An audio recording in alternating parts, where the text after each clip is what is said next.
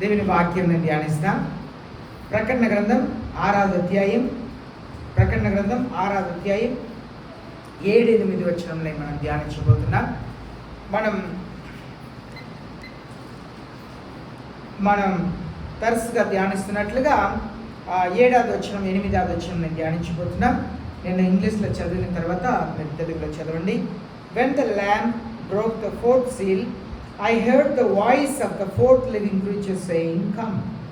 I looked, and behold, an ashen horse, and he who sat on it had the name Death, and the Hades following with him. Authority was given to them over the fourth of the earth, to kill with the sword, and with famine, with pestilence, and by the wild beast of the earth.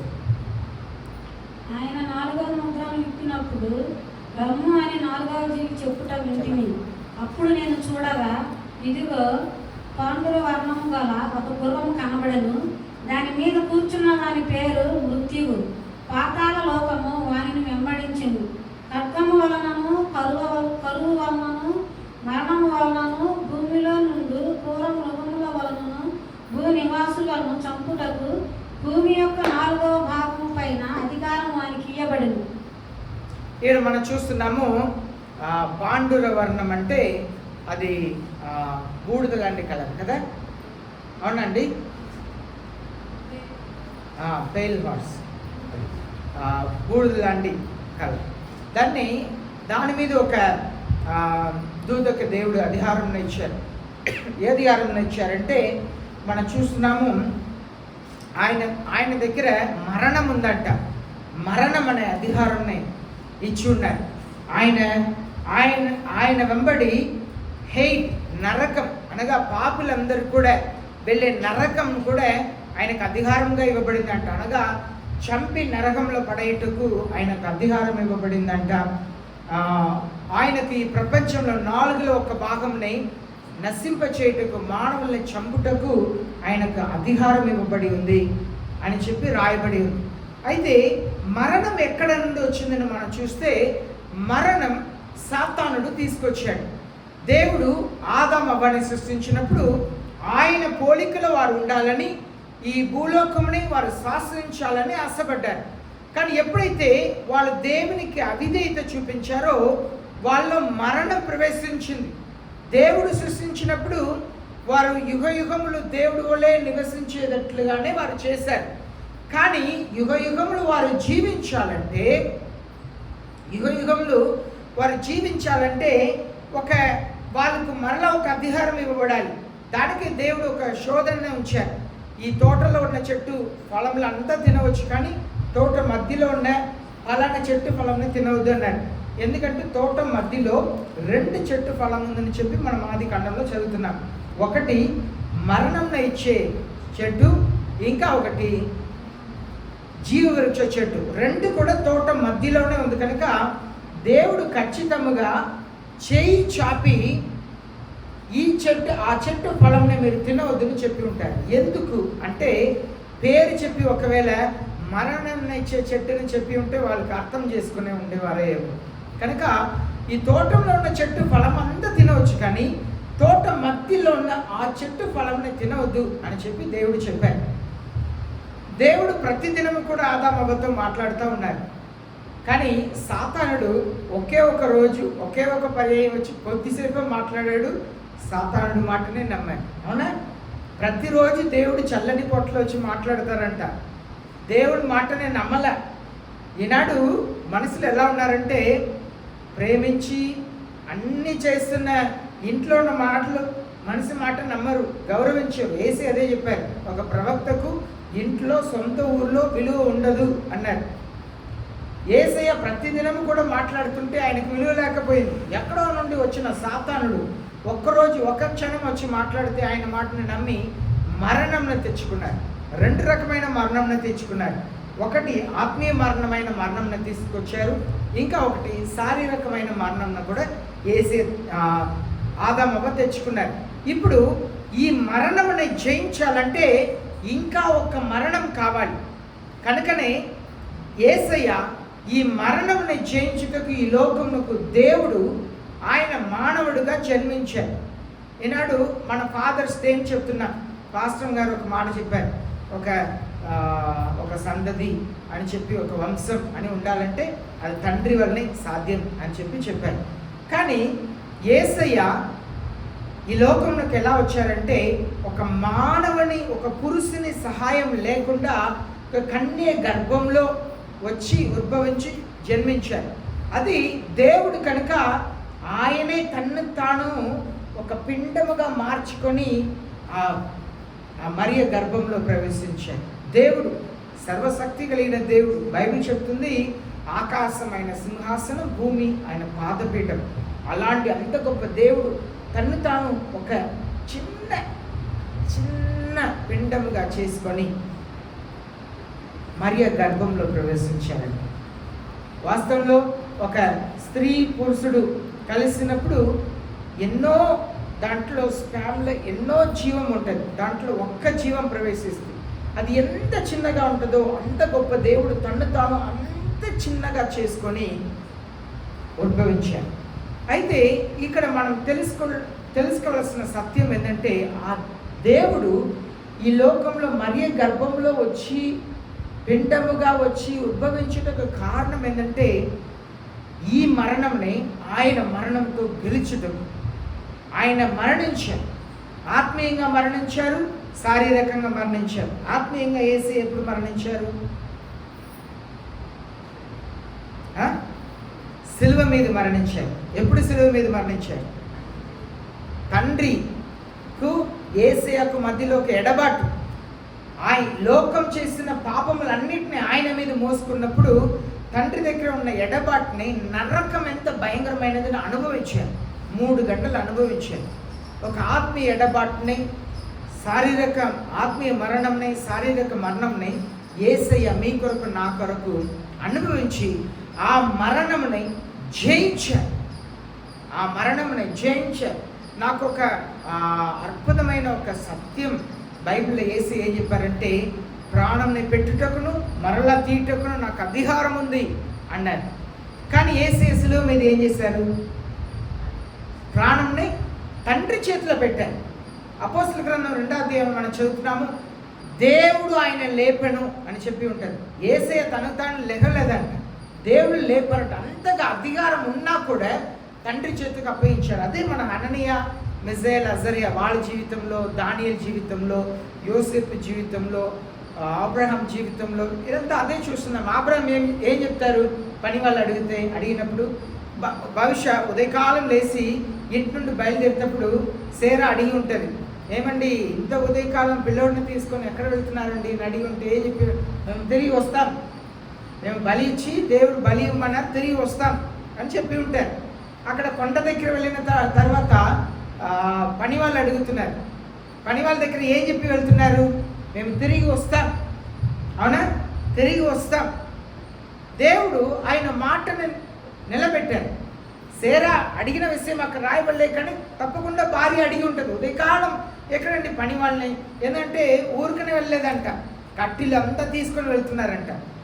ఎక్కడికి వెళ్తున్నారంటే అంటే చెప్పి ఉంటారు, మోరియాకు వెళ్తున్నాము, దేవుడు బలి ఇవ్వమన్నారు అని చెప్పి. భార్య కూడా అడిగి ఉంటారు, అన్నీ తీసుకొని నిప్పు తీసుకున్నారు, కట్టెలు తీసుకున్నారు, మరి గొర్రె తీసుకెళ్ళట్లేదండి అని అడిగితే అది దేవుడే ఇస్తారని అక్కడ కూడా చెప్పి ఉంటారు. అదే మాటనే ఇసాక్ కూడా చెప్తున్నారు, దేవుడే ఇస్తారు. పని వాళ్ళకి చెప్తున్నారు, మేము వెళ్ళి వస్తాం. ఆ మాటని మనం సమూయేలు జీవితంలో చూస్తున్నాము. సమూయేలు నోటి నుండి పడిన ఏ మాటని కూడా దేవుడు నేల మీద పడనీయలేదంట. చెప్పిన మాటలంతా దేవుడు నెరవేర్చారంట.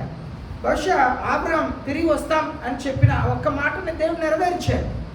సమూయేలు నోటి నుండి పడిన ఒక్క మాటని కూడా దేవుడు నేల మీద పడనీయలేదు, నెరవేర్చారంటే దానికి అర్థం అదే, మేము తిరిగి వస్తాం అంటే వస్తాం. ఎన్ని అపాయం వచ్చినా కూడా తిరిగి వస్తాం, దేవుడు మనల్ని తప్పించి తీసుకొస్తాడు. అయితే మరణంని మనం ఎలాగూ దేవునికి సన్నిహితమైన ఒక జీవితంని జీవించి గొప్ప విశ్వాసం నిలబెట్టుకుంటున్నారని మనం చూస్తున్నాం. అబ్రహాం జీవితంలో, యోసేపు జీవితంలో. యోసేపు అనుకొని ఉంటే పోతిఫర్ భార్యతో పాపంలో జీవించి ఉంటే ఇంట్లో గొప్పవాడిగా ఉండవచ్చు. సకల ఆశీర్వాదం కలిగి ఉండవచ్చు, కానీ దేశంలోకి రాజుగా మారకపోయి ఉండవచ్చు. కానీ దేవునికి భయపడ్డాడు. దానియేలు జీవితంలో నెల రోజులు రాజుకు తప్ప ఎవరు కూడా ప్రార్థన చేయకూడదని చెప్పిన ధైర్యంతో కిటికీని తెరచి మోకరించి ప్రార్థన చేసేవారంట. ఎంత ధైర్యం కావాలి! సింహపు గదిలో పడేస్తారు అని ప్రకటించినా కూడా అననీయ మిజాయేల్ అజర్యా ఏమని చెప్తారంటే రాజుగారి దగ్గర, మీరు ఏర్పరిచిన ఈ అగ్నిగుండం నుండి మేము సేవిస్తున్న దేవుడు మమ్మల్ని కాపాడకపోయినా కూడా మీరు పెట్టిన విగ్రహం మేము మొక్కము అన్నాడు. వాళ్ళ విశ్వాసం బట్టి దేవుడే అగ్నిగుండం మనకు దిగి ఇచ్చారండి. అది క్రైస్తవ జీవితంలో విశ్వాసం అనేది. మనకు అలాంటి ఒక విశ్వాసం కావాలి, ధైర్యం కావాలి. యేసయ్య కొరకు ప్రాణం పెట్టడం అనేది సామాన్యమైన విషయం కాదు. ఎందుకంటే మనల్ని చంపుతున్నప్పుడు, మనం చనిపోతప్పుడు మనకు వచ్చే ఆలోచన ఏంటంటే మన భార్య పిల్లలు గుర్తుకొస్తారు. మా మణిపూర్లో జరిగిన సంఘటన చూస్తే ఒక అమ్మాయికి యవ్వనస్తురాలు, ఆమె నోట్ని కట్టి ఆమె మీద ఇంత రాయిని వేసి చంపారు ముగ్గురు కలిసి. అంతా చూసినప్పుడు అలాగే రంపంని పెట్టి కోసారు మెడని, మిషన్ రంపంతో మెడని కోసారు. అది ఇక్కడ జరగలే, మణిపూర్లో జరగలే, కానీ వేరే చోట్ల జరిగింది. భయంకరమైన ఒక చోట్ల అయితే ముక్కలు ముక్కలు ముక్కలు ముక్కలు శరీర అవయాలంతా ముక్కలు ముక్కలు. వాళ్ళకి ఎంత క్రోధం, అంతా వాళ్ళకి డ్రగ్స్ ఉంటాయి. శరీరంలో డ్రగ్స్ లేకుండా ఎంత చెడ్డ మానవుడు కూడా అలా చేయలేడు. డ్రగ్స్, వాళ్ళు మత్తు పదార్థం, భయంకరమైన మత్తు పదార్థం తీసుకోకుండా ఈ గంజా ఏదేదో చెప్తున్నారు కదా, అలాంటి వారికి అంత ధైర్యం ఉండేది అంత పని చేయాలంటే. ఇంత కూడా ఎందుకు యేసయ్య ఇక్కడ చెప్తున్నారంటే, మరణం మనల్ని ఏమి చేయలేదు. దానియేలుని సింహాలు ఏమి చేయలేకపోయింది. మరలా మనం అదే అధ్యాయంలో మనం చదువుతున్నాము. రాజుగారు ఉదయకాలం వచ్చి దానియేలుని బయట తీసుకెళ్తున్న తర్వాత ఎవరెవరు దానియేలు మీద ఫిర్యాదు చేశారో వారిని వారి భార్యలు పిల్లలతో సహా అక్కడ లోన పడేస్తే బైబిల్లో రాయబడి ఉంది, వాళ్ళ శరీరం పైనుండి నేల మీద వచ్చి పడక ముందే సింహాలు ఎగిరి వాళ్ళ ఎముకల్ని విర్రగొట్టిందని రాయబడి ఉంటుంది. ఎంతమంది చదివారు దానియేలు గ్రంథం? చదివారు ఆ మాట? ఆ శరీరం అలా నేల మీద పడక ముందే ఎగిరి ఎముకల్ని పాల్గొట్టాయంట. అంటే ఎంతమందిని పడేశారు రాజు. ఆయన మీద ఫిర్యాదు చేసిన అందరినీ, వాళ్ళ భార్యల్ని, వారి పిల్లల్ని, కుటుంబం అంతా పడేశారంట. అంతమంది ఒక్కరి శరీరం కూడా నేల మీద పడకుండా ఎముకల్ని ఎరగొట్టిందంటే ఎన్ని సింహాలు అక్కడ ఉన్నదని మీరు ఆలోచన చేయండి. ఎన్ని సింహాలు ఉండి ఉండాలి. కానీ దేవుడు కాపాడారు. మరణం మనల్ని ఏమి చేయలేదండి. మనం ఈ లోకంలో శారీరకంగా మరణించగలుగుతాం, కానీ ఆత్మీయంగా మరణించకుండా పాపం మీద మనకు అధికారం ఇచ్చాను. రోమిలికి రాసిన 6:14 మనం చదువుతున్నాం. మనకు శోధనలు వస్తూనే ఉండిద్ది, పొరపాట్లు చేస్తూ ఉంటాం. మనం వెంటనే యేసయ్యను క్షమాపణ అడిగి ముందుకు వెళ్ళాలి. కానీ ఇక్కడ చెప్పబడి ఉన్నది శారీరకమైన మరణం, అలాగే ఆత్మీయమైన మరణం. ఇక్కడ 4 విధమైన మరణం గురించి చెప్పబడి ఉన్నది. ఈయనకు మరణం మీద అధికారం ఉందంట, అలాగే నరకం మీద కూడా అధికారం ఉందంట. చంపి నరకంలో వేయటకు అధికారం ఇవ్వబడి ఉందని మనం చూస్తున్నాం. ఇక్కడ చూస్తే 4 విధమైన మరణం గురించి చెప్పబడింది. చూడండి, టు కిల్ విత్ స్వాడ్, ఖడ్గముతో మరణం. 4 విధమైన మరణం. ఒకటి ఖడ్గముతో మరణం, రెండవది విత్ ఫ్యామిన్, కరువు వలన మరణం. తర్వాత పెస్టిలెన్స్. పెస్టిలెన్స్ అంటే బైబిల్లో ఉంది కదండి, అది చదవండి. మరణంలో ఉంది. పెస్టిలెన్స్ అంటే తెగులు వలన కలిగే మరణం. 4వది బై వైల్డ్ బీస్ట్, క్రూర మృగాల వలన. 4 విధమైన మరణం. క్రూర మృగం వలన మన ఊర్లో తెలిసి ఉంటే పాము కాటేసి ఉంటుంది కదా, క్రూర మృగం వలన. కానీ ఇక్కడ చెప్పబడి ఉందంతా వేరు. ఎస్ఐకేల్ రాసిన 14వ అధ్యాయంని మీరు చదివితే, ఎస్ఐకేల్ రాసిన 14వ అధ్యాయంలో ఇదే 4 మరణం గురించి దేవుడు అక్కడ ప్రజల్ని హెచ్చరించినట్లుగా మనం చూస్తున్నాం. ఎజేకియెలు రాసిన 14వ అధ్యాయం మనం చూస్తున్నాము. 4 విధమైన మరణం గురించి దేవుడు ఇక్కడ మాట్లాడుతున్నారు. ఎప్పుడు మాట్లాడుతున్నారంటే ప్రజలు పాపం చేసినప్పుడు దేవుడు హెచ్చరిస్తున్నారు. ఒకటాదు మరణం 14వ అధ్యాయం 13వ వచనంలో ఫ్యామిన్, కరువు వలన మరణం. 15వ వచనంలో వైల్డ్ బీస్ట్ అంటే ఏమని చెప్తారండి తెలుగులో? ఇప్పుడు క్రూర మృగం వలన. అలాగే 17వ వచనంలో స్వార్డ్, ఖడ్గం వలన కలిగే మరణం. 19వ వచనంలో ప్లేగ్, తెగులు వలన కలిగిన మరణం. ఈ మరణాలంతా కూడా ఎందుకు దేవుడు తీసుకొచ్చారంటే మనుషులు చేసిన పాపం వలన. మనుషులు చేసే పాపం మరణం తీసుకొస్తుంది. అది శారీరక మరణం, ఆత్మీయ మరణం, 4 విధమైన మరణం. ఇక్కడ దేవుడు చెప్తున్నారు చూడండి, 14వ వచనంలో చూస్తున్నాము. Even those 3 men, Noah, Daniel and Job, were in the midst by their own righteousness they could only deliver themselves, declares the Lord. ఇక్కడ యేసయ్య చెప్తున్నారు, దానియేలు అయినా, యోబు అయినా, నోవహు అయినా వాళ్ళ నీతి వలన వాళ్ళని మాత్రమే రక్షించగలుగుతారు, కానీ ఎవరిని రక్షించలేరు అంటున్నారు. ఇప్పుడు నోవహు తన కుటుంబాన్ని రక్షించారా లేదా? దేని నుండి రక్షించారు? జలప్రలయం నుండి రక్షించారు. అవునా? జలప్రలయం నుండి తన భార్యని, 3 కుమారుల్ని, వాళ్ళు భార్యల్ని రక్షించగలిగారు తన నీతి వలన. కానీ యేసయ్య ఇక్కడ చెప్తున్నది ఏంటంటే నరకం నుండి నోవాహు తను తాను రక్షించగలుగుతారు, కానీ తన కుటుంబాన్ని రక్షించగలిగారు. జలప్రలయం నుండి రక్షించగలిగారు, సరేనా? జలప్రలయం నుండి కుటుంబాన్ని రక్షించగలిగారు, కానీ నరకం నుండి రక్షించగలేరు. తర్వాత దానియేలు తాను నరకం నుండి రక్షించగలుగుతారు, కానీ తన కుటుంబాన్ని రక్షించుకోలేరు. తర్వాత యోబుని గురించి చూస్తున్నా. యోబు తాను రక్షించగలుగుతారు, కానీ తన కుటుంబాన్ని రక్షించుకోలేరు అంటున్నారు యేసయ్య. ఇదే మాటనే పదే చెప్తున్నారు. మళ్ళీ 16వ వచనంలో కూడా చెప్తున్నారు. Though these 3 men were in its midst. మీ తెలుగులో చదవండి, బాగుంటుంది. 16వ వచనం. ఆ ముగ్గురు దానిలో ఉండినను ఆ దేశం పాడైపోవు. నా జీవము తోడు వారు తమ్మును మాత్రమే రక్షించుకుందురు, కానీ కుమారులనైనను కుమార్తెలనైనను రక్షింపజాలకుందురు. ఇదే ప్రభువు యెహోవా వాక్కు. చూడండి, మీరు నీతిగా ఉంటే మీ కుటుంబంలో ఎవరు ఉన్నారు? మీ కుటుంబంలో ఎవరిని ఉదాహరణగా తీసుకుంటారు? ఎవరు అలగారు చెప్పండి. ఇలా ఎవరు అలగారు? ఎవరిని ఉదాహరణగా తీసుకుంటారు? ఎవరిని? మీరందరూ మంచివారు, మీరు ఎవరు అలగారు? సరే, అనురాధ ఉంది అనుకోండి. అనురాధ తన నీతి ద్వారా తాను నరకం నుండి రక్షించగలుగుతుంది, కానీ భర్తనే కానీ పిల్లల్ని కానీ రక్షించుకోలేదు. నేను ఒక ఉదాహరణగా చెప్తున్నాను. అది నోవా అయినా సరే, దానియేలు అయినా సరే, యోబు అయినా సరే, యేసయ్య ఏం చెప్తున్నారు? వారు పాపంలో వారు నశించుతారు, అంతే. వాళ్ళ దేశం, ప్రాంతం నశించిపోయింది. దానికే పదే మీకు సంఘంలో చెప్తున్నది, సేవకుడు మేము దేవుని సత్యంని మీకు ప్రకటించే వాళ్ళు మాత్రమే. మీరు పరిశుద్ధంగా మిమ్మల్ని మీరు కాపాడుకోకపోతే మీరు నశిస్తారు. ఈనాడు సేవకులతో కూర్చొని మాట్లాడితే, ఒక్కొక్కరు సేవను గురించి వింటే, ఒక్కొక్క సంఘం గురించి వింటే ఎవరు పరలోకం వెళ్ళరు. మందిరంని మనుషులతో నింపవచ్చు, కానీ పరలోకంని మనుషులతో నింపలేం. ప్రతి ఒక్కరు పరిశుద్ధ ఆత్మ చేత నింపబడి ఉంటేనే మాత్రమే మన సంఘం ఉంది. మీరు ప్రతి ఒక్కరు వ్యక్తిగతంగా పరిశుద్ధ ఆత్మ చేత నింపబడకపోతే పరలోకం వెళ్ళరు. పరిశుద్ధ ఆత్మ చేత నింపబడటం అంటే కొందరు వెంటనే అనుకునేది వేరే విధంగా అనుకుంటారు.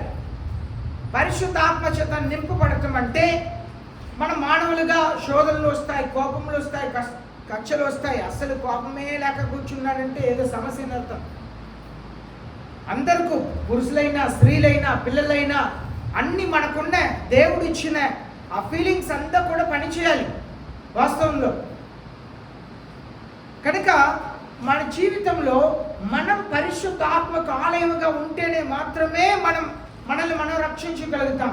మళ్ళీ 25వ వచనం చదవండి. 25వ వచనం. నోవాహు దానియేలును యోబును ఈ ముగ్గురు దానిలో ఉన్నాను. నా జీవము తోడు వారు తమ నీతి చేత తమ్మును మాత్రమే రక్షించుకుందరు కానీ కుమారునైనను కుమార్తెనైనను రక్షింపజాలకుందరు. ఇక్కడ యేసే చెప్తున్నాను, నా జీవంతో చెప్తున్నాను. ఇప్పుడు యేసే జీవం ఎంతకాలం, మన జీవం ఎంతకాలం ఉండిద్దండి? ఒక వీడియో చూశాడు, రైల్వే స్టేషన్లో ట్రైన్ దిగి నడుస్తున్నాడు, నడుస్తూ చనిపోయాడు. అందరూ అనుకుంటున్నారు, ఓ వీడు అందరూ ఆయన చూడాలని చెప్పి ఎలా యాక్షన్ చేస్తున్నాడని అందరు చుట్టూ నిలబడి చూస్తున్నాడు. అలాగే ఉన్నాడు, అందరు చుట్టూండి భలే చేస్తున్నాడే, అసలు కదలకుండా ఉన్నాడే. తర్వాత చూస్తే ఆయన చనిపోయాడు, నడుస్తూ చనిపోయాడు. మన జీవం అలాంటిది. కానీ యేసే చెప్తాను, నా జీవంతోను. ఇప్పుడు యేసే ఎంతకాలం బ్రతుకుతారు? ఎంతకాలం? నిన్న నేడు నిరంతరం ఏకరీతిగా ఉన్న దేవుడు. ఆయనకు మరణం అనేదే లేదు.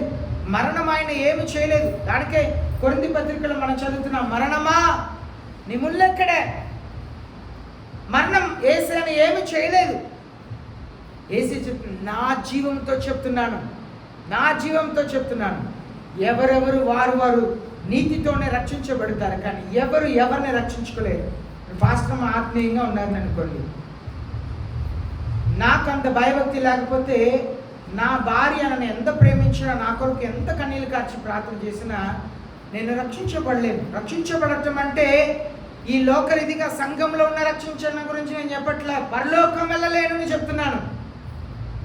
ఒక తండ్రిగా నేను ఎంత ప్రార్థన చేసినా, ఎంత పిల్లలకు ప్రార్థన చేసినా, ఎంత నేర్పించినా, వారు పరిశుద్ధ ఆత్మకు ఆలయంగా లేకపోతే వారు పరలోక రాలేరు. మనం పరలోకం వెళ్ళాలంటే వ్యక్తిగతంగా పరిశుద్ధతను కాపాడాలి. అయితే దానికే యేసే చెప్తున్నారు 4 విధమైన మరణం. ఈ 4 విధమైన మరణంని ఎస్ఐకెల్లో యేసే చెప్పింది 13వ వచనం, 15వ వచనం, 17వ వచనం, 19వ వచనంలో 4 విధమైన మరణం గురించి చూసాం. ఇప్పుడు ఈ 4 విధమైన మరణంని నేను క్లుప్తంగా మీకు వివరిస్తాను. చూడండి. ముందు స్వాట్, కత్తితో, అనగా ఏదైనా ఒక పరికరాలతో, అది ఉరియేసి చనిపోవటమైనా సరే, ఉరియేసి చంపబడటమైనా సరే.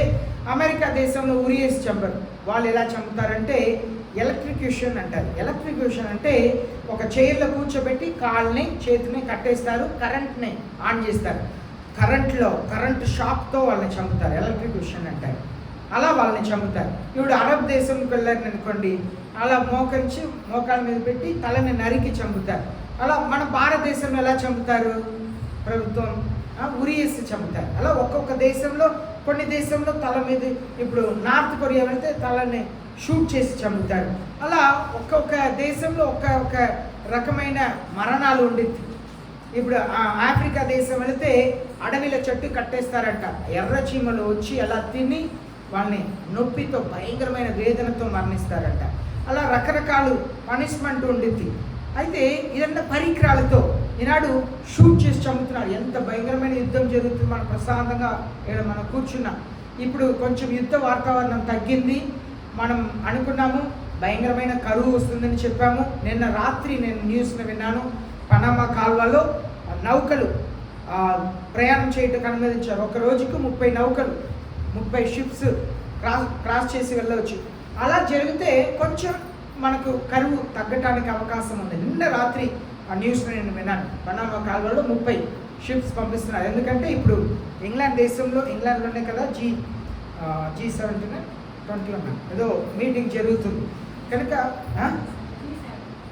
జరుగుతున్నది కనుక మనకు కొంచెం కరువు ఆలస్యం అవడానికి అవకాశం ఉంది.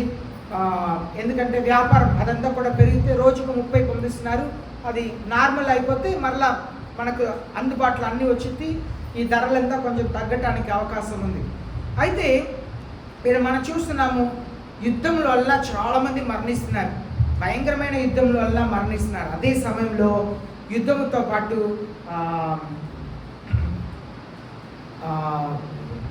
అండ్ స్నో,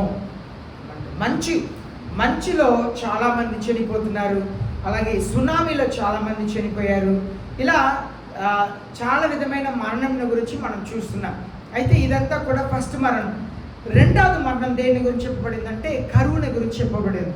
గతించిన సంవత్సరం శ్రీలంకలో, పాకిస్తాన్లో, ఇంకా ముస్లిం కంట్రీలో ఎంత ఆఫ్ఘనిస్తాన్లో ఎంత భయంకరమైన మరణం అంటే స్త్రీలు తాము విభచారులుగా చేసుకున్నారు. సొంత పిల్లల్ని విభచారంను కమ్మారు. తిండి కొరకండి, భోజనం కొరకు, అంత భయంకరమైన. ఇప్పుడు కూడా ఎంతోమంది ఉద్యోగం లేక, సరైన తిండి లేక ఉంటున్నది మనం చూస్తున్నాం. సివిలియన్స్ ప్రజలందరూ కూడా ఆహారం లేదు, ఉద్యోగం లేదు, భయంకరమైన కరువుతో ప్రజలు ఉండటం మనం చూస్తున్నాం. మనకు కూడా భయంకరమైన కరువు రాబోతుంది. నిన్న శామ్ చెప్తున్నాడు, డాడీ ఇది ఏంటి, ఇది ఏ కాలమే, ఇది వర్షకాలం కదా, ఇదేంటి ఎండాకాలంలా ఉంది, చలికాలంలో వర్షకాలంలా ఉంది, ఏమి అర్థం కావట్లేదు అన్నాడు. అలాగే ఉంది నాడు విత్తనాలు వేయటానికి వీలు లేక ఉంది. నిన్న ఒక మాస్టర్ గారు చెప్తున్నారు, అదేందండి మా ఊర్లో పొలాల్లో వర్షం లేదండి, పట్టణంలో వర్షం వస్తుంది, సిటీస్లో వర్షం వస్తుంది, పొలాల్లో వర్షం కావాలి, అక్కడ పొలాల్లో వర్షం పడట్లేదు. ఎంత ఒక కరువుకు దారి చూపించి మనం దేవుడు ఎప్పుడైనా ఏదైనా మార్చగలుగుతారు. అన్ని బాగుంది, ఓకే నేను ఇప్పుడు చెప్తున్నాను, ఓకే పనమ్మ కాలువలో 30 నౌకలు పంపిస్తున్నారు, ఇంకా అది పెరిగిపోతే కొంచెం ధరలంతా తగ్గింది, కరువు కొంచెం ఆలస్యం అవుతుంది. దేవుడు అనుకుంటే ఎప్పుడైనా ఏదైనా చేయగలుగుతారు. కనుక కరువుతో భయంకరమైన మరణం వస్తుంది. అలాగే పెస్ట్ లైన్స్ తెగులు. దీనికి ముందు మనకు కరోనా వచ్చింది. కరోనా దేని వల్ల వచ్చిందన్నారు? పాము ద్వారా వచ్చిందన్నారు. పాము మాంసం తినటం వలన, అలాగే గబిలం తినటం వలన వచ్చిందన్నారు. దాన్ని బయో వెపన్ అంటాం. బయో వెపన్ అంటే కత్తి లేకుండా, తుపాకీ లేకుండా మనుషుల్ని చంపటానికి ఏది గబిలం నుండి, పాము నుండి, అది దాన్ని ఏమంటారు, అది బయట వచ్చే ఏమంటారు పాసులు కానీ ఇలాంటి దాంతోనే ఈ వైరస్ని కనిపెట్టారు అని చెప్తారు. అది భయంకరమైన. దానికి ముందు మనం ఏం విన్నాము? స్వైన్ ఫ్లూని ఒకటి విన్నాం. ఏమన్నా విన్నారా? Swine flu,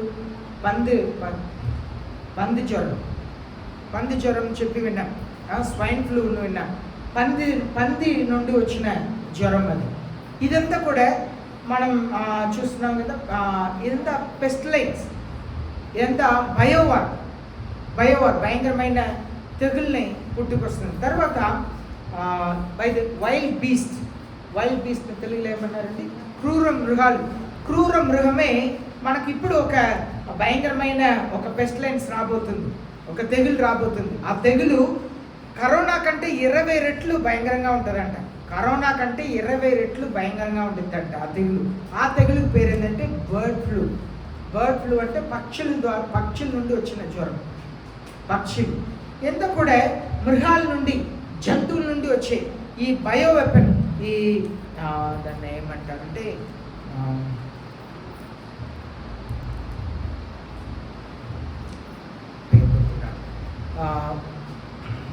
virus.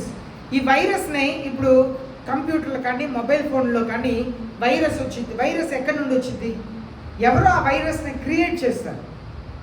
క్రియేట్ చేసి అందరికి నష్టం కలిగజేసి వాళ్ళే ఆ వైరస్ని బాగు చేయడానికి కూడా మెడిసిన్ని కనిపెడతారు. అయితే ఈ వైరస్ అంతా కూడా బయో వైరస్ అంతా కనిపెట్టింది జంతువులు కలయిక్రమం అంటారా, బయట శరీరం నుండి బయట వచ్చే దానితో వైరస్ని క్రియేట్ చేసి అది మనుషుల్ని చంపడానికి ఉపయోగించారు. ఇప్పుడు కరోనా వచ్చింది, ఏ చెట్టు అయినా ఎండిపోయి పడిపోయిందా కరోనాలో? ఇంకా ఏం చెప్పారు? ఓజోన్ లేయర్ ఒకటి ఉంటుంది ఆకాశంలో. అది సూర్యరశ్మి డైరెక్ట్గా మనుషుల మీద పడకుండా దేవుడు ఓజోన్ లేయర్ని ఒకటి ఉంచారు. అది వేడిని కొన్ని కంట్రోల్ చేసి కావలసిన వేడిని పంపించి ఉంటుంది. అది 27 కిలోమీటర్ల బెచ్చం పడింది అన్నారు. దేనివల్ల? ఏరోప్లేన్, ఏసీ, బైక్, కారు, దీనివల్ల పడింది అన్నారు. తర్వాత ఆ కరోనా టైంలో ఏమన్నారు? అది కొంచెం 27 కిలోమీటర్లు ఉన్నది అలా పూడుస్తూ వస్తుందంట, బాగా అయిందంట. కొంతకాలం కార్లు, ఫ్లైట్లు అంతా ఆపేసేసరికి అన్ని పూడుసుకొని వచ్చిందంట. మరలా ఏమన్నారు? నదులంతా కూడా శుభ్రమైపోయింది, గాలి అంతా కూడా శుభ్రమైపోయింది అన్నారు. అర్థమైందా? ఈ కరోనా ఎవరిని చంపింది? మనుషుల్ని మాత్రమే. నీళ్ళకి ఏం కాలే, గాలికి ఏమి కాలేదు, చెట్టుకి ఏం కాలేదు. కరోనా కరోనా వచ్చి గేదె చనిపోయింది విన్నారా? కరోనా వచ్చి కోడి చనిపోయింది, మా ఇంట్లో కుక్క చనిపోయింది విన్నారా? మనుషులు మాత్రమే చనిపోయారు. ఇది దేవుడు పంపించిన తెగులు. ఇంకా ముందు ముందు చాలా మరణాలు వచ్చిందంట. ఎలా ఎంతమంది మరణిస్తారంట అక్కడ రాయబడి ఉంది. బైబిల్లో ఏమని రాయబడి ఉందండి?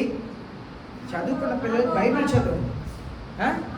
4లో 1 భాగం, ప్రపంచంలో 4లో 1 భాగం మనుషులు మరణిస్తారంట దీనివల్ల. కనుక దేవుడు ఇలాంటి తెగుల్ని పంపిస్తున్నారు. కానీ మనం దీని గురించి భయపడని అవసరం లేదు. ఎందుకు భయపడని అవసరం లేదు? కరోనా కంటే 20 రెట్లు భయంకరమైన ఒక తెగులు వస్తుందంట, బర్డ్ ఫ్లూ అని వస్తుందంట. ఇప్పుడు మనం భయపడని అవసరం లేదు. ఎందుకు భయపడని అవసరం లేదు? ఎవరు తాము నీతిమంతులుగా కాపాడుకుంటున్నారో, ఎసెకియల్ 14వ అధ్యాయం అదే చెప్తున్నారు యేసయ్య. ఇదే 4 తెగుళ్ళ గురించి అక్కడ మాట్లాడుతున్నారు. ఈ తెగుళ్ళ నుండి కాపాడపడాలంటే వ్యక్తిగతంగా నీతిమంతులుగా ఉండాలి, పరిశుద్ధంగా ఉండాలి అని చెప్తున్నారు. అయితే మనం ఈ 4 తెగుళ్ళ నుండి మనం ఎలా తప్పించగలుగుతామని చూస్తాం. 91వ కీర్తనని మనం తీసుకుంటాం.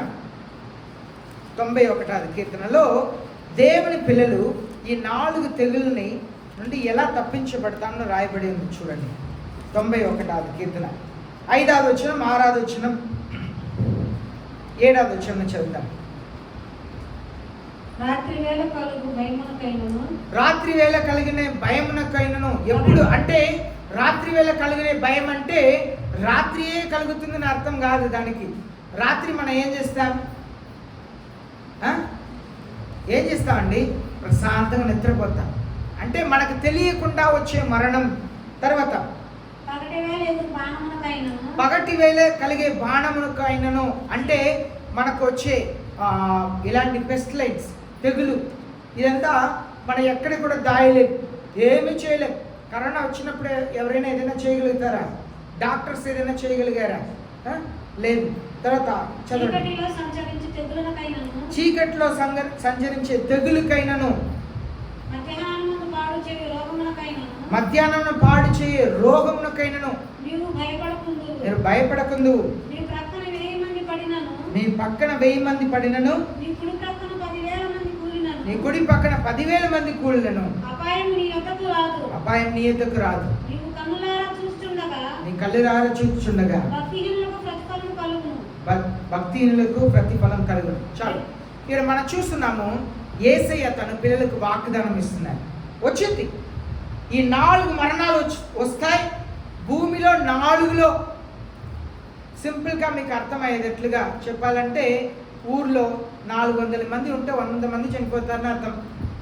ఒక ఊర్లో 400 మంది ఉంటే 100 మంది చనిపోతారు. 4,000 మంది ఉంటే 1000 మంది చనిపోతారు. 4 లక్షల మంది ఉంటే 1,00,000 మంది చనిపోతారు. అప్పుడు భారతదేశ లెక్క ప్రకారం 5 మిలియన్ అంటే 50 లక్షల మంది చనిపోతారు. అయితే ఒక లెక్కకు నేను చెప్తున్నాను. వాస్తవంలో వరల్డ్ హెల్త్ ఆర్గనైజేషన్ చెప్పారు 9 కోట్ల మంది భారతదేశంలో చనిపోతారు. మనకు ముందు వచ్చే ఆ తెగులు ద్వారా భారతదేశంలో మాత్రమే 9 కోట్ల మంది చనిపోతారంట. కరోనా కంటే 20 రెట్లు భయంకరంగా ఉండిద్ది. కనుక దేవుడు మరణాల గురించి అన్నీ మనకు ముందే చెప్పేశారు. మనం భయపడిన అవసరంలా. అదే ఇప్పుడు 91వ కీర్తన మనం చదివాం. కుడి ఎడం పక్కన 1000 మంది పడినను, కుడి పక్కన 10,000 మంది పడినను ఏ తెగులు నా దగ్గర రాదు. ఏ తెగులు రాదు. పాస్టర్ గారు తెగులు కరోనా వచ్చినా బైబిల్ స్టడీ, ఎగ్జామ్లు, ప్రభు బల్ల అన్నీ జరుగుతూనే ఉన్నది కదా. ఏ తెగులు మన ఇంటికి రాకుండా దేవుడు కాపాడారు. ఎవ్వరికి ఏం కలగకుండా. మనం మార్కెట్కి వెళ్ళామా, కూరగాయలు తీసుకొచ్చామా, ఇక్కడ ఒక మార్కెట్ పెట్టారు, అక్కడున్న మార్కెట్ తీసి ఇక్కడ పెట్టారు. తర్వాత ఇక్కడ కూడా కరోనా వచ్చింది, అది కూడా మూసేశారు. మనం కూడా వెళ్ళాం మార్కెట్. కానీ దేవుడు కాపాడలేదా? కాపాడారు. అన్ని విషయంలో కాపాడారు. దేవుని పిల్లల్ని దేవుడే కాపాడతారు. కానీ మీ వ్యక్తిగత నీతి వలన మిమ్మల్ని మాత్రమే మీరు రక్షించగలుగుతారు. కానీ ఏదో వేసే దగ్గర ఒక ఆమె వచ్చింది కదా, అయ్యా నా కుమార్తె దెయ్యం బట్టి ఉంది, దెయ్యంని వెళ్ళగొట్టండి అని అడగగా ఏసయ్యా ఆమె దెయ్యంని వెళ్ళగొట్టారు. ఇంట్లో అది చేశారు. కానీ దెయ్యంని వెళ్ళగొట్టగలుగుతారు, ఇంట్లో ఉన్న మీ యజమానిని స్వస్థపరచగలుగుతారు, మీ పిల్లల్ని బాగు చేయగలుగుతారు, మీరు ప్రార్థన చేయగా మీ ఇంట్లో ఉన్న అప్పుని తీర్చగలుగుతారు, మీ భర్తని కాపాడు అన్నీ చేస్తారు. కానీ పరలోకం తీసుకురారు. అయ్యా నా భర్త చెడ్డోడేసయ్యా, ఆయన నీతిగా జీవించట్లేదు, కానీ నేను నీతిగా జీవించి నా కుటుంబం కొరకు ప్రార్థన చేస్తున్నాను, నన్ను బట్టి నా భర్తని పిల్లల్ని పరలోకి అనుమతించండి ఏసయ్యా అని అనుమతిస్తారండి? ప్రతి నెల నేను 10% కాదయ్యా 50% మీకు కాணிక ప్రతి నెల ఇస్తాను ఏసయ్యా, చర్చిలో ఏ ఖర్చు అయినా నేను ముందుండి చూసుకుంటా, నా కుటుంబస్తులు ఎవ్వరు మారలే, అమ్మ నాన్న అక్క చెల్లి అన్న తమ్ముడు ఎవరు కుటుంబం బాగలే, కానీ నన్ను బట్టి నా నీతిని బట్టి నా కుటుంబాన్ని రక్షిస్తారండి? ఎవరైనా అలా అనుకుంటున్నారా రక్షిస్తారని? రక్షించరు. ప్రార్థన వింటారు. మనం ప్రార్థన చేయగా అప్పుని తీరుస్తారు, సహాయం చేస్తారు, స్వస్థపరుస్తారు, అన్నీ చేస్తారు, కానీ పరలోక రాజ్యం తీసుకెళ్ళలేదు. నోవాగుని గురించి దానికే చెప్తున్నాను. నోవాగు జలప్రలయం నుండి కుటుంబాన్ని కాపాడగలిగారు, కానీ నరకం నుండి కాపాడలేదు, వచ్చే భయంకరమైన మరణం నుండి కాపాడలేదు. కనుక మనం ఏం చేయాలంటే వ్యక్తిగతంగా నీతిని కలిగి ఉండాలి. మీరు పరిశుద్ధంగా ఉంటే మీరు పరలోకం వెళ్తారు, నేను పరిశుద్ధంగా ఉంటే నేను పరలోకం వెళ్తాను, అంతే. నేను మిమ్మల్ని పరలోకం తీసుకురాలేను. ఎవరు కూడా ఈనాడు ఆ ప్రామిస్ చేసే సేవకులు కూడా ఉన్నారు, నువ్వు ఇలా చేయి పరలోకం వెళ్తాం, అది దేవుడు నాకు చూపించారు అని చెప్పే సంఘంలో చాలా ఉన్నాయి, కానీ అది వాస్తవం కాదు. మనం నోవా కంటే అన్నింటిని భరించగలిగామా? యోబు కంటే మనకు వచ్చిన సమస్యల్ని భరించగలిగామా? దానియేలు కంటే విశ్వాసం కలిగిన వారు కాదు. యేసయ్య ఏం చెప్తున్నారు? నా జీవముతోడు నేను చెప్తున్నాను, వాళ్ళు తాము రక్షించగలుగుతారు, కానీ ఎవరిని రక్షించలేదు. ఇదే సత్యం, ఇదే వాస్తవం. మీరు పరిశుద్ధంగా ఉంటే మీరు మాత్రమే పరలోకం వెళ్తారు, అంతే. కనుక మిమ్మల్ని మీరు పరిశుద్ధంగా కాపాడుకోండి, దేవునికి ఆలయంగా కాపాడుకోండి. నా భార్య నేను ఏదైనా పొరపాటున కోపంతో మాట్లాడుతుంటే నా భార్య చెప్పింది, అయ్యో అలా కాదు ఇలా కాదు, ఎలాగైనా నన్ను కూల్ చేసి దేవునితో ఐక్యపడేటట్లా చేయగలుగుతారు, అంతే. మా పిల్లలు ఏదైనా చేస్తే వాళ్ళని దేవునితో ఐక్యపరచగలుగుతాం, కానీ పరలోకం తీసుకెళ్ళగలుగుతామా? లేదు, మనం చేయలేం. ఎవరికి వాళ్ళు పరిశుద్ధంగా ఉండాలి, ఎవరికి వాళ్ళు పరిశుద్ధ ఆత్మకు ఆలయముగా ఉండాలి. చర్చికి వస్తున్నాం, నేను పరలోకం వెళ్తానంటే నేను అలాంటి సేవకుని కాదండి. మిమ్మల్ని మోసపరిచి బైబిల్లో ఒక మాట, దానికి కూడా బైబిల్లో జవాబు ఉంది. పౌలు అపోస్తలుడు రాశారు, మీరు చేసిన పరిచర్య అంతా కూడా అగ్నితో కాల్చివేయబడుతుంది, వెండి బంగారం మిగిలింది. కొందరు పరిచర్య అది బూడిదగా రాయిగా కాలిపోయిద్దంట, కానీ ఆ సేవకుడు మాత్రం చాలా కష్టంగా రక్షించబడతారంట. అలాంటి సేవకుడుగా నేను ఉంటానికి ఇష్టపడల. అంటే నేను ఎలాగైనా నన్ను నేను కాపాడుకొని సంఘంలో వాళ్ళకి ఇష్టమైన వాక్యంలో చెప్తాం. ఎందుకు ఈ గోల? సంఘం నిండాలి, వాళ్ళకి అనుకూలమైన వాక్యంలో చెప్తాం. నేను మాత్రం దేవుని దగ్గర పాపం లేకుండా పరిశుద్ధంగా నీతి కలిగి జీవిస్తాను.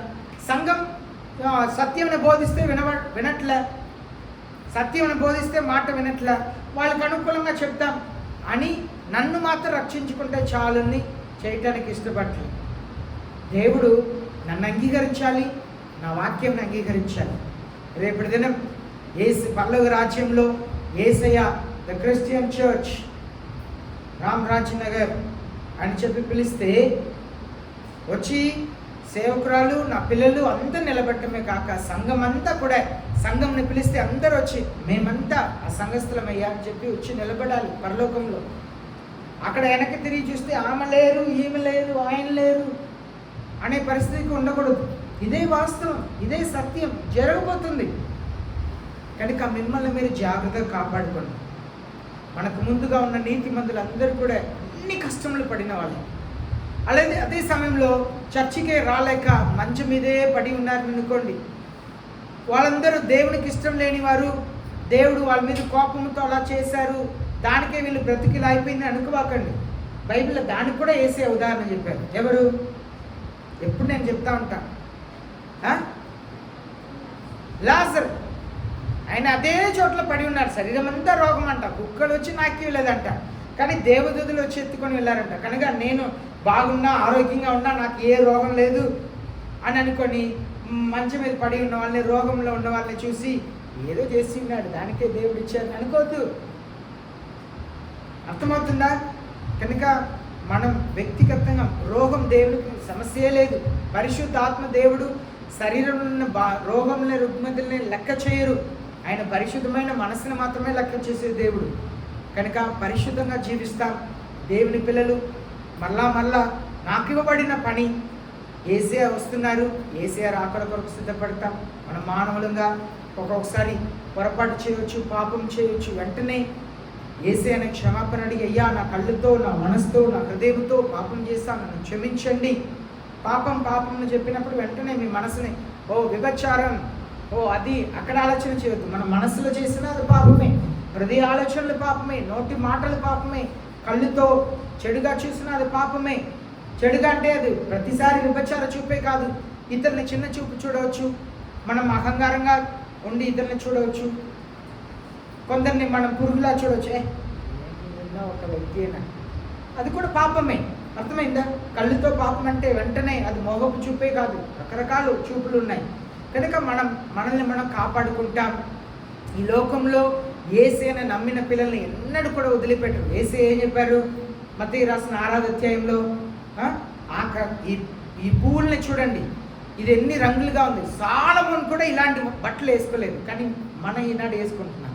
చూడండి, ఒక్కొక్కరు బట్టలు రంగులు చూడండి, ఆ డిజైన్లు చూడండి కదా. ఇదంతా దేవుడు మనల్ని అంతగా దీవించారు. సొలొమోను కూడా అన్ని రంగులతో బట్టలు వేసుకోలేదంట, కానీ ఈనాడు ఎన్ని రంగులు, ఎంత అంతమైన బట్టల్ని మనం వేసుకుంటున్నాం.